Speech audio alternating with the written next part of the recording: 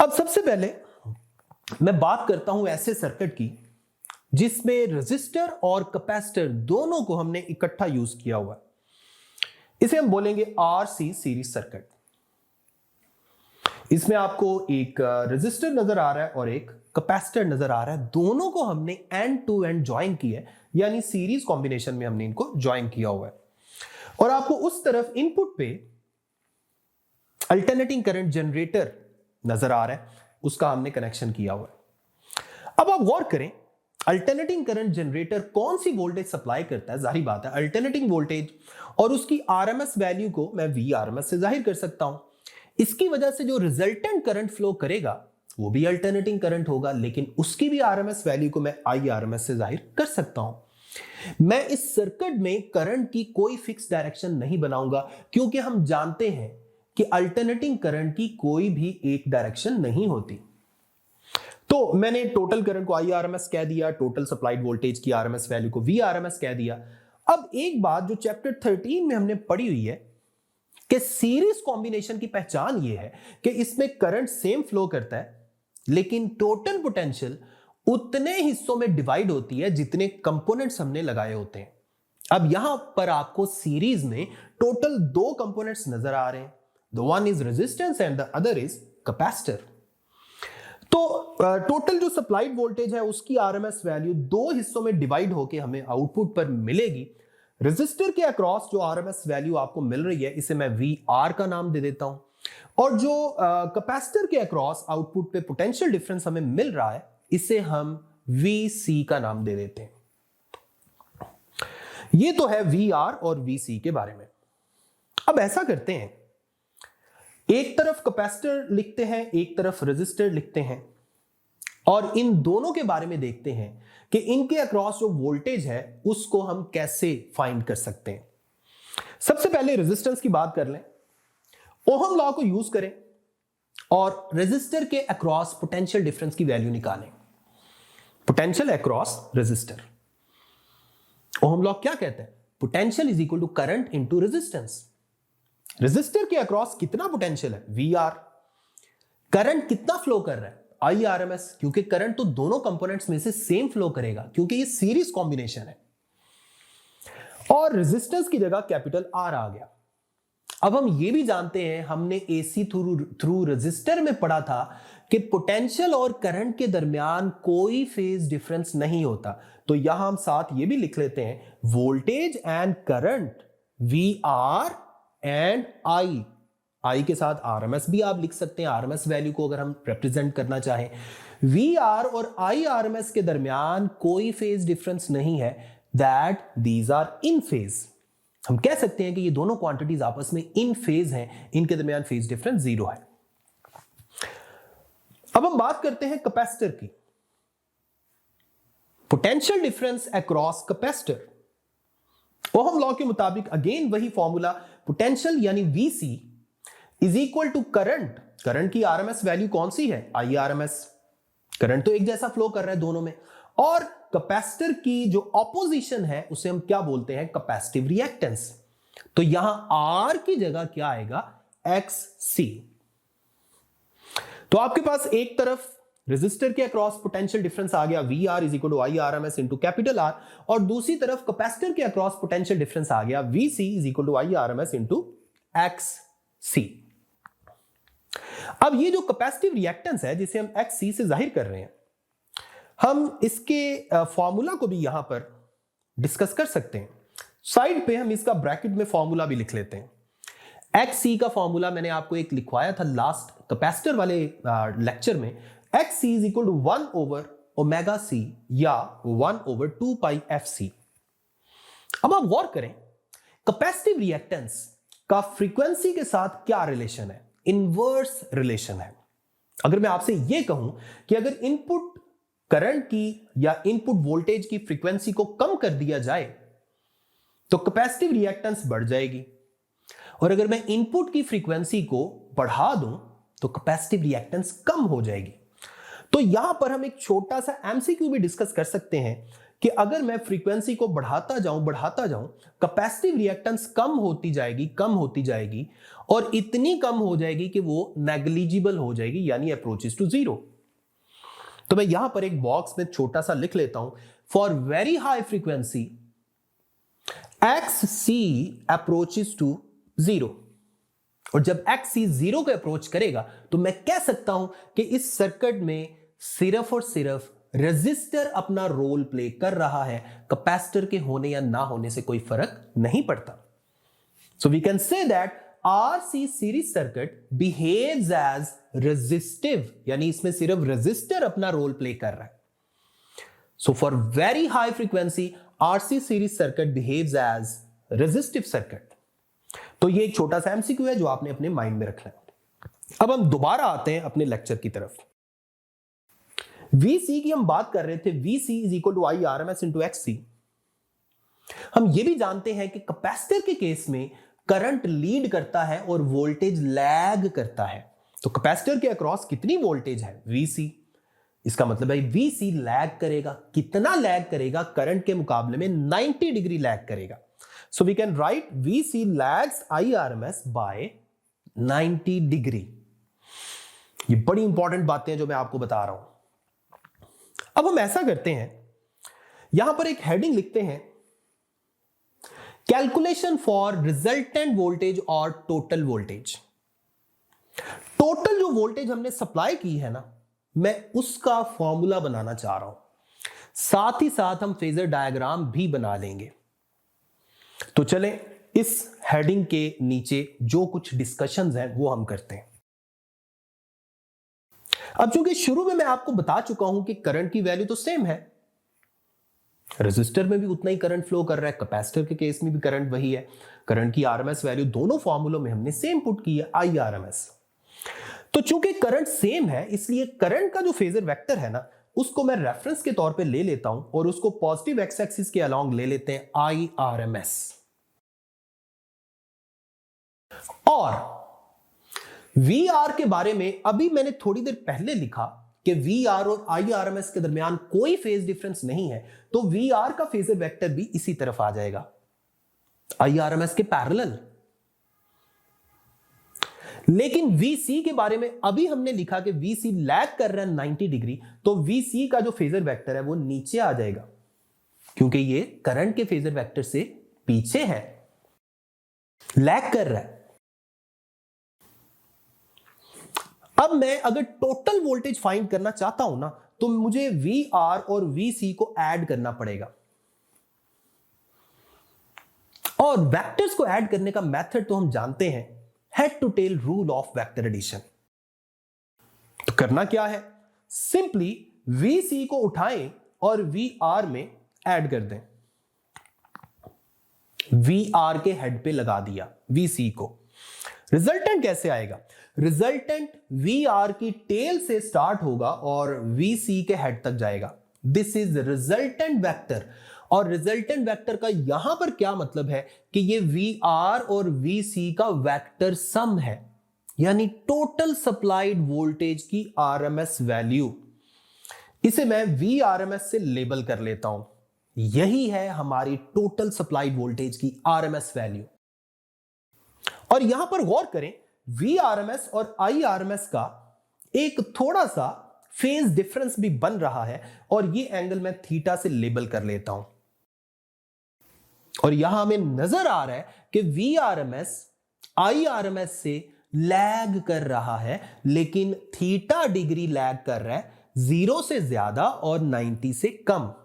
जब अकेले R की बात करें तो 0 डिग्री, अकेले कैपेसिटर की बात करें तो जो वोल्टेज है वो 90 डिग्री लैग करता है। लेकिन R और C को अगर मिलाकर देखें तो फिर वोल्टेज लैग ही करेगा, लेकिन 0 से ज्यादा और 90 से कम। ये बड़ी इंपॉर्टेंट चीज है जो आपने माइंड में रखनी है।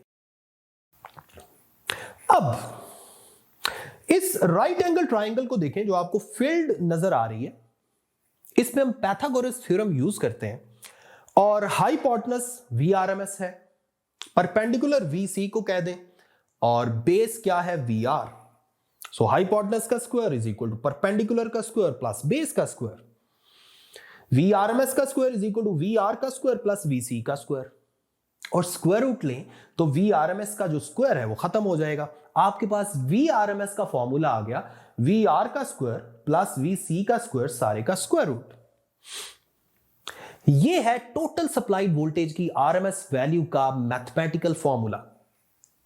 इसे आप कोई नाम दे दें।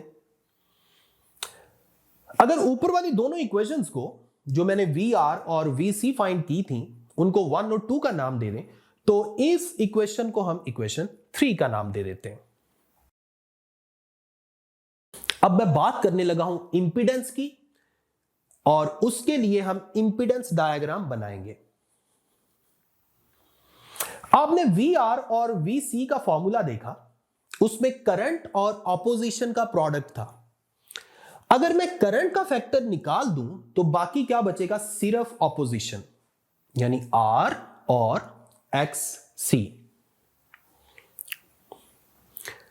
फॉर्मूला में हमने इसको नहीं निकालना, मैं इमेजिन करने का कह रहा हूं। अब एक नया फेजर डायग्राम मैं बनाना चाह रहा हूं, लेकिन इसमें सिर्फ ऑपोजिशंस वाले जो वेक्टर्स हैं वो आएंगे। तो जिस तरफ वी आर था इस तरफ आर वेक्टर लगा लें, ये रेजिस्टेंस का फेजर वेक्टर है। जिस तरफ वी सी था उस तरफ एक्स सी लगा लें, ये कैपेसिटिव रिएक्टेंस यानी कैपेसिटर की ऑपोजिशन का फेजर वेक्टर है। इन दोनों को अगर मैं ऐड करना चाहूं तो एक्स सी को उठाएं और आर के हेड पे रख दें।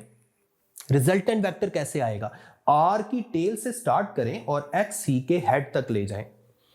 ये रिजल्टेंट वेक्टर है। मतलब क्या हुआ, ये रेजिस्टेंस और कैपेसिटिव रिएक्टेंस की टोटल कंबाइंड वैल्यू है, और इसे ही तो हम इंपीडेंस कहते हैं। इसका मतलब है इस वेक्टर का नाम मैं रख दूंगा इंपीडेंस। एक बात याद रखें, यहां भी एक्स एक्सिस के साथ जितना एंगल थीटा बन रहा है इतना ही एंगल पिछली डायग्राम में बना था, जो किस किस के दरमियान था, वी आर एम एस और आई आर एम एस के दरमियान। चाहे आप उस डायग्राम से थीटा का फॉर्मूला निकाल लें, चाहे इस डायग्राम से थीटा का फॉर्मूला निकाल लें, फाइनल फॉर्मूला बिल्कुल सेम होगा। तो मैं ऐसा करता हूं, इस डायग्राम से थीटा का फॉर्मूला बना लेते हैं। और एक और चीज बता दूं, this diagram is called impedance diagram. तो पहले ऐसा करते हैं, हम इंपीडेंस का फॉर्मूला बनाते हैं। जरा चेक करें फॉर्मूला क्या बनेगा इसका। देखें, हाइपोटेनस यहां पर क्या है, जी का स्क्वायर। बेस और परपेंडिकुलर में से आर को बेस कह दें और परपेंडिकुलर क्या है, एक्स सी। आर का स्क्वायर प्लस एक्स सी का स्क्वायर सारे का स्क्वायर रूट लेंगे तो आपके पास जी का फॉर्मूला बन जाएगा। So G is equal to R square plus X C का स्क्वायर सारे का स्क्वायर रूट। इसे मैं इक्वेशन 4 कह देता हूं। एक और मजे की चीज बताता हूं, ये जो इक्वेशन 4 है ना, ये इक्वेशन 3 से भी हासिल की जा सकती थी। जरा गौर कीजिएगा मैं कैसे करने लगा हूं। इक्वेशन 3 में जो वी आर एम एस का फॉर्मूला था ना, वहां वी आर और वी सी की वैल्यूज को पुट कर दें जो हमने इक्वेशन 1 और 2 में लिखी हुई है। वी आर की जगह आ जाएगा I R M S into R सारे का स्क्वायर, वी सी की जगह आ जाएगा I R M S into X C सारे का स्क्वायर। जब आप स्क्वायर को ओपन करेंगे तो आई आर एम एस का स्क्वायर दोनों टर्म्स में से कॉमन आ जाएगा, और इसको स्क्वायर रूट से अगर मैं बाहर लिखूंगा तो इसका स्क्वायर खत्म हो जाएगा, और लेफ्ट हैंड साइड पे अगर मैं इसको डिवाइड कर दूं तो V R M S divided by I R M S बन गया। और गौर करें राइट हैंड साइड पे स्क्वायर रूट के अंदर क्या है, आर का स्क्वायर प्लस एक्स सी का स्क्वायर सारे का स्क्वायर रूट। और लेफ्ट हैंड साइड पे ओहम लॉ के मुताबिक मैंने ये फॉर्मूला आपको लेक्चर के स्टार्ट में बताया था, इंपीडेंस का फॉर्मूला है ये। तो V R M S over I R M S की जगह आपने जी लिख दिया। तो गौर करें, इंपीडेंस डायग्राम से जो मैंने फॉर्मूला बनाया और जो मैंने वी आर एम एस के फॉर्मूला से फॉर्मूला डेराइव किया जी के लिए, दोनों सेम है। अब हम आते हैं एंगल थीटा की तरफ। तो ये जो इंपीडेंस डायग्राम आप देख रहे हैं, यहां tan थीटा इक्वल आ जाएगा perpendicular divided by base. Perpendicular क्या है, एक्सी, ऊपर एक्सी आ गया, और बेस क्या है, capital R, XC divided by capital R. और tan को उस तरफ ले जाएं तो थीटा का फॉर्मूला फाइनल फॉर्मूला बन जाएगा tan इनवर्स ब्रैकेट के अंदर XC divided by capital R, और एक्सी की वैल्यू अगर मैं फॉर्मूला की शक्ल में, ओमेगा की शक्ल में लिखना चाहूं तो एक्स सी की जगह 1 ओवर ओमेगा सी पुट करें तो आपके पास थीटा का फाइनल फॉर्मूला बन जाएगा tan inverse 1 over omega C into capital R. और अगेन मैं आपको दोबारा वही बात बता रहा हूं कि ये जो थीटा है ना तो ये 0 है ना ये 90 के इक्वल हो सकता है, it could be in between 0 and 90। तो मैं लिख सकता हूं theta is greater than 0 and less than 90। तो ये था हमारा AC through RC series circuit. अब हम RL सीरीज सर्किट की बात करने लगे हैं। एक मजे की बात बताऊं, RC सीरीज सर्किट और RL सीरीज सर्किट के जो फॉर्मूले हैं ना, ये बड़े सिमिलर हैं। अब जरा गौर से आगे चल के देखिएगा, सिर्फ हमने कैपेसिटर C की जगह इंडक्टर L पुट करना है हर जगह पर, और फेज डिफरेंस में फेज लीड और फेज लैग का थोड़ा सा फर्क करना है, मैं अभी आगे चल के आपको बताता हूं। तो अब क्या करना है जी, इसी सर्किट में सबसे पहले तो हम हेडिंग लिख लेते हैं RL सीरीज सर्किट, बाकी सारी चीजें हम खत्म कर देते हैं और हेडिंग लिख देते हैं RL series circuit. RL series circuit में हमारे पास उसी सर्किट में कैपेसिटर की जगह हमने इंडक्टर लगा दिया, बाकी सारा कुछ वही है। सप्लाई वोल्टेज की RMS value VRMS, resultant current की RMS वैल्यू IRMS। R के अक्रॉस जो पोटेंशियल डिफरेंस है VR और L के अक्रॉस जो पोटेंशियल डिफरेंस है VL। तो मैं दोबारा वैसे ही थोड़ा जल्दी जल्दी अब मैं कर रहा हूं क्योंकि आप सारी बातें समझ चुके हैं पिछले लेक्चर में। तो R और L को कंपेयर करते हैं। R के अक्रॉस ओहम लॉ के मुताबिक VR का फॉर्मूला आ गया IRMS इंटू कैपिटल R, और L के अक्रॉस जो VL का पोटेंशियल ड्रॉप अक्रॉस इंडक्टर, उसका फॉर्मूला है IRMS इंटू XL। यहां इंडक्टिव रिएक्टेंस यानी इंडक्टर की ऑपोजिशन आएगी जिसे हम XL से जाहिर करते हैं, और XL का फॉर्मूला हम लिख सकते हैं 2 पाई FL ब्रैकेट के अंदर। जैसे मैंने आपको लास्ट कैपेसिटर के लिए बताया था ना, यहां भी वैसा ही एक MCQ बन रहा है। जरा गौर करें, इंडक्टिव रिएक्टेंस फ्रीक्वेंसी के साथ डायरेक्ट रिलेशन है। अगर मैं इनपुट की फ्रीक्वेंसी को कम करूंगा तो इंडक्टिव रिएक्टेंस कम होगी, अगर मैं इनपुट की फ्रीक्वेंसी को बढ़ाऊंगा तो इंडक्टिव रिएक्टेंस बढ़ेगी। तो अगर मैं कम करते करते इतना कम कर दूं कि इंडक्टिव रिएक्टेंस 0 हो जाए तो सर्किट में इंडक्टर एब्सेंट हो जाएगा। और यही RL सीरीज सर्किट कैसा बिहेव करना शुरू कर देगा, ऐसे बिहेव करेगा कि इसमें इंडक्टर लगा ही नहीं हुआ, ये सिर्फ रेजिस्टिव सर्किट है। So we can say that यहां भी हम एक बॉक्स के अंदर MCQ पुट कर सकते हैं। For low frequency, for very low frequency, RL series circuit behaves as resistive, यानी इसके अंदर ऐसा ही बिहेव करेगा कि जैसे इसमें सिर्फ रेजिस्टर लगा हुआ है और कुछ नहीं लगा हुआ। अब हम दोबारा अपने उसी फॉर्मूला की तरफ आते हैं। देखें, VR का फॉर्मूला वैसे ही मैंने लिख दिया IRMS इंटू R। इसमें VR और IRMS दोनों इन फेज हैं जैसे पीछे थे। इसमें अगर मैं इंडक्टर के अक्रॉस पोटेंशियल की बात करूं तो VL is equal to IRMS into XL। Inductor के केस में वोल्टेज लीड करता है तो हम कह सकते हैं VL leads the current by 90 degree, क्योंकि इंडक्टर के अक्रॉस जो वोल्टेज है वो VL है और इंडक्टर में जो करंट फ्लो कर रहा है वो IRMS है, उसकी RMS वैल्यू। तो यहां पर एंगल कितना आएगा, 90 डिग्री, और इंडक्टर के केस में वोल्टेज लीड करता है, ये बात याद रखनी है आपने। अब हम इस इंफॉर्मेशन के मुताबिक रिजल्टेंट वोल्टेज की RMS वैल्यू निकालने लगे। दोबारा मैं वही हेडिंग लिख लेता हूं VRMS के लिए जो मैंने कैपेसिटर के केस में लिखी थी, formula for the resultant voltage, total supplied voltage, उसकी RMS वैल्यू। तो साथ ही हम फेजर डायग्राम भी बनाएंगे। एक तरफ आपको फेजर डायग्राम भी नजर आ रही है, यहां भी चूंकि करंट सेम है तो मैं करंट की जो RMS वैल्यू है उसके लिए फेजर वेक्टर बना लेता हूं इस तरह, एक्स एक्सिस के अलोंग। VR और IRMS इन फेज थे तो वो भी इसी तरफ आ गया, लेकिन यहां पर VL लीड कर रहा है, इसका मतलब है VL ऊपर की तरफ आएगा। इंडक्टर के अक्रॉस जो वोल्टेज है वो करंट के केस में 90 डिग्री लीड कर रहा है। अब चूंकि हमने टोटल सप्लाइड वोल्टेज की वैल्यू निकालनी है तो गौर करें वी आर का वेक्टर इस तरफ है और वी एल का वेक्टर इस तरफ है, अगर मैं इन दोनों को ऐड कर दूं, यानी वी एल का वेक्टर उठाऊं और वेक्टर एडिशन के मुताबिक इसको वी आर के हेड पे रख दूं, तो ये दोनों हेड टू टेल रूल के थ्रू ऐड हो गए। इनका रिजल्टेंट कैसे आएगा? वी आर की टेल से लेकर वी एल के हेड तक, और इस रिजल्टेंट का नाम हम रखेंगे V R M S, total supplied voltage की आरएमएस वैल्यू। अब आप गौर करें, ये जो टोटल सप्लाइड वोल्टेज है ना, जिसकी आरएमएस वैल्यू यहां शो की हुई है, ये करंट की आरएमएस वैल्यू के मुकाबले में देखें theta degree anti clockwise direction में आगे है।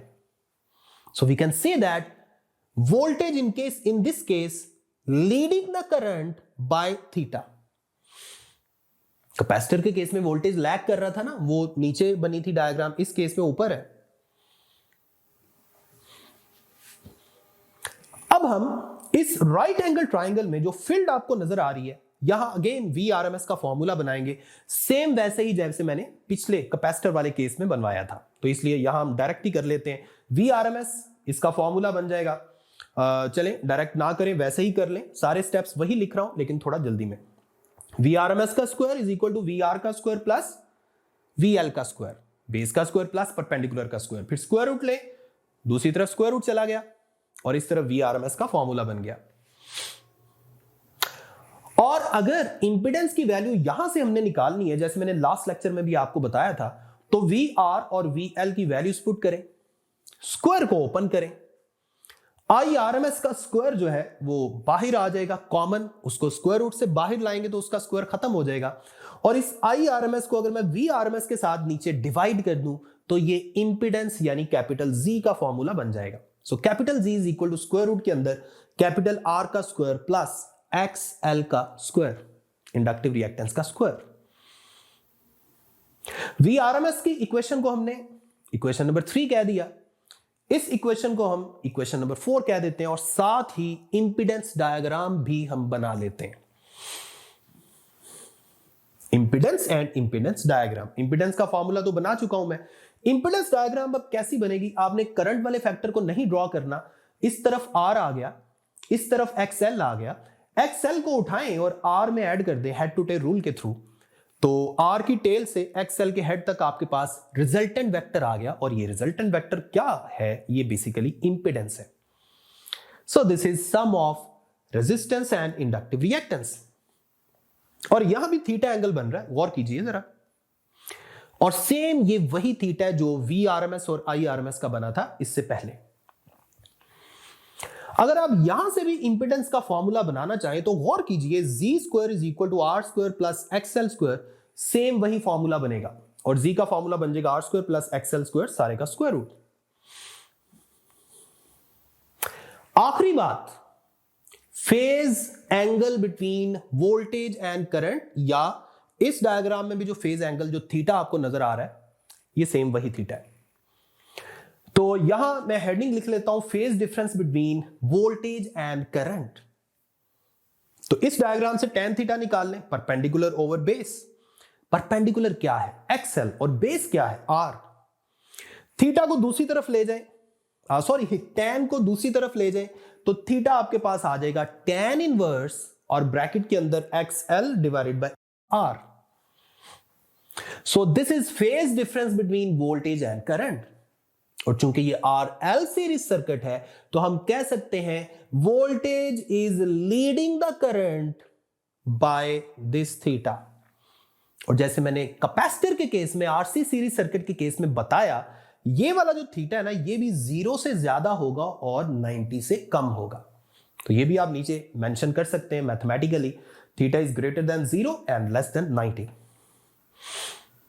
तो ये था आपका RL सीरीज सर्किट, जिसमें हमने RL सीरीज सर्किट बनाया, फिर हमने R और L के अक्रॉस पोटेंशियल को डिस्कस किया, फिर हमने VRMS का फॉर्मूला बनाया, फेजर डायग्राम बनाई, और फिर हमने इंपेडेंस का फॉर्मूला बनाकर इंपेडेंस डायग्राम भी बनाई, और थीटा एंगल का फॉर्मूला भी बनाया। थीटा किस किस के दरमियान फेज डिफरेंस था? वोल्टेज और करंट के दरमियान। आपको मैं एक ही स्क्रीन पे RC और RL सीरीज सर्किट की जो डेरिवेशंस हैं वो छोटी करके दिखा रहा हूं, जरा गौर से कंपेयर करें, इनमें कोई ज्यादा फर्क नहीं है।